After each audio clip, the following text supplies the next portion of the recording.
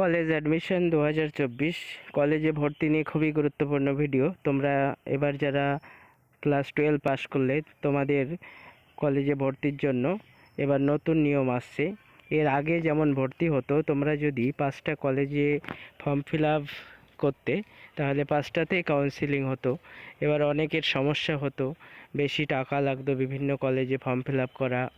কিন্তু এবার যেটা করেছে, এবার যেটা শোনা যাচ্ছে এবং রেডিও হয়ে গেছে পদ্ধতি, সেটা হচ্ছে এবার একটাই পোর্টালে কিন্তু তোমাদের ভর্তি হবে।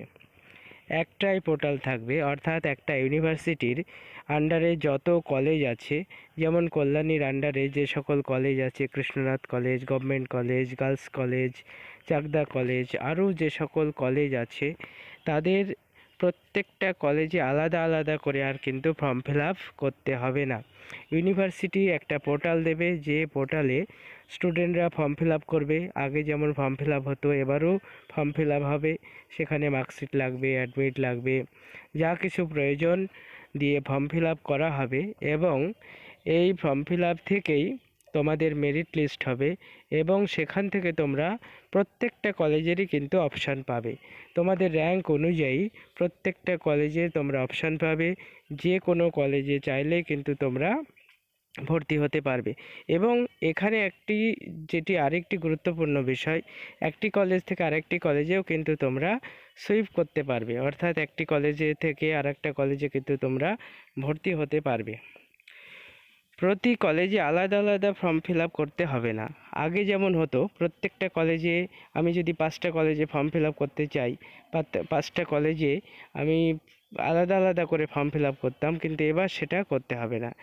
একটাই ফর্ম ফিল আপ করে দেবো একটা ইউনিভার্সিটিতে, সেখানে যতই কলেজ থাক না কেন প্রত্যেকটা কলেজে কিন্তু আমার নাম্বার অনুযায়ী আমি কাউন্সিলিংয়ে সুযোগ পাবো, অর্থাৎ যে কোনো কলেজে ভর্তি হতে পারবো। এতে আমার নিজস্ব মত অনুযায়ী প্রত্যেকটা স্টুডেন্টই কিন্তু সুযোগ বেশি পাবে এবং সুবিধা হবে।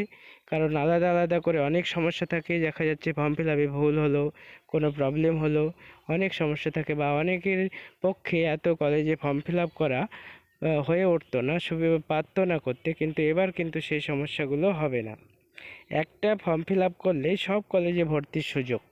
যে কোনো একটা ইউনিভার্সিটিতে তুমি যদি একটা ফর্ম ফিল আপ করে দাও, তাহলে কিন্তু ওই ইউনিভার্সিটির আন্ডারে যত কলেজ আছে প্রত্যেকটা কলেজেই তুমি কাউন্সিলিংয়ের জন্য সুযোগ পাবে। ইতিমধ্যেই অনেক ইউনিভার্সিটি পোর্টাল রেডি করে ফেলেছে। প্রত্যেকটা ইউনিভার্সিটিতেই কিন্তু খুব তাড়াতাড়ি তোমাদের ভর্তির পোর্টাল শুরু হয়ে যাবে এবং ভর্তি প্রক্রিয়া শুরু হবে।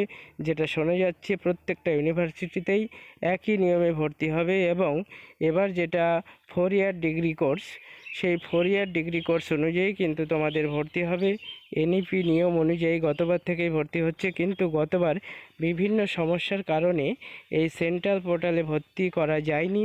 কিন্তু এবার থেকে সেন্ট্রাল পোর্টালেই কিন্তু ভর্তি হবে, যেটা শিক্ষামন্ত্রী পরিষ্কারভাবে জানিয়ে দিয়েছে যে একটি পোর্টাল থাকবে, সেই পোর্টালেই স্টুডেন্টরা ফর্ম ফিল আপ করবে এবং প্রত্যেকটা কলেজে আলাদা করে আর ফর্ম ফিল আপ করতে হবে না। তোমরা যারা 12 ক্লাস পাস করলে তোমরা নিশ্চিন্ত থাকো যে তোমাদের একটা ইউনিভার্সিটিতে একটাই ফর্ম ফিল আপ করতে হবে এবং একটাই পোর্টালে ফর্ম ফিল আপ হবে। এবং খুবই তাড়াতাড়ি কয়েকদিনের মধ্যেই কিন্তু তোমাদের নতুন পোর্টাল চলে আসবে। তোমরা ওয়েবসাইটগুলো দেখতে থাকবে।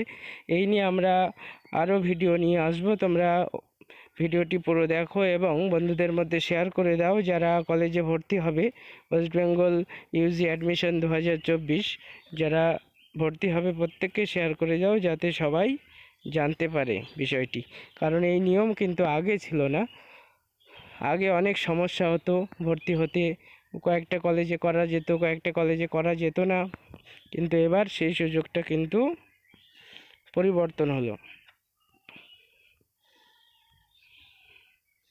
এবং যখন ওয়েবসাইট আসবে তখন তোমাদের সামনে আমরা ভিডিও নিয়ে আসব, কিভাবে ফর্ম ফিল আপ করবে, কোন ওয়েবসাইটে করবে, প্রত্যেকটা জিনিসেরই ভিডিও আসবে। তোমরা ভিডিওটি পুরো দেখো এবং বন্ধুদের মধ্যে শেয়ার করো, পরবর্তী ভিডিওগুলো যাতে দেখতে পারো এবং জানতে পারো প্রত্যেকটা বিষয়, এবং সঠিকভাবে যেন ভর্তি প্রক্রিয়া সম্পন্ন হয়।